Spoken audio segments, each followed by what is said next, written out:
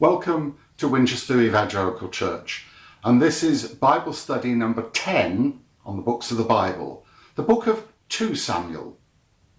The key verse in this book is chapter 5 verse 12. Then David knew that the Lord had established him as the king over Israel and had exalted his kingdom for the sake of his people Israel. And the key phrase which keeps coming up in this book is before the Lord. The message could be sure your sin will find you out. David and Bathsheba, David killing Uriah. Amnon rapes Tamar, his sister. Absalom kills Amnon, his brother. There's Absalom's conspiracy against David, and then Saul had tried to destroy the Gibeonites.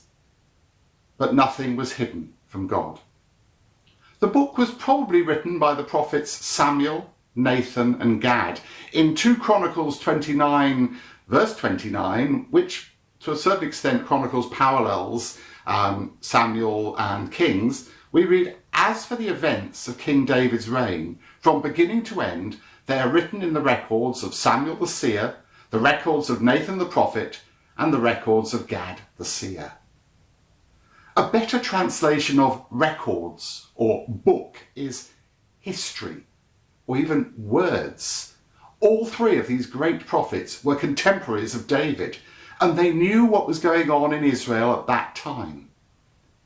And the book really is a history of the 40-year kingship of David. The ruler is likened to a shepherd.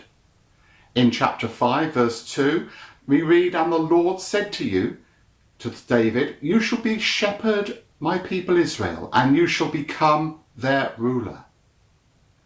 David first described a king as the Lord's anointed, the Messiah or the Christ, depending on the language being used. In chapter 1 verse 14, David asked him, why weren't you afraid to lift your hand to destroy the Lord's anointed?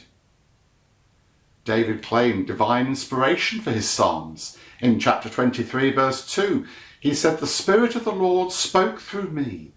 His word was on my tongue. Now, another teaching in this book is that even our good purposes must be brought to God for his approval. David wanted to build the temple. Nathan, the prophet, said, do it. But God said no in chapter 7. And though the 2 books of Samuel were originally one book, they both have characteristics of their own. The thought of prayer controls 1 Samuel, whilst in 2 Samuel the key thought is before the Lord. David inquired of the Lord in chapter 2. Following the death of Saul, David wanted to know where God wanted him to go. There was David's covenant before the Lord in chapter 5. David agrees to shepherd the people to become their king. Then in chapter 6, David danced before the Lord. And as the Ark of the Covenant was brought to Jerusalem, there was David dancing amongst the prophets.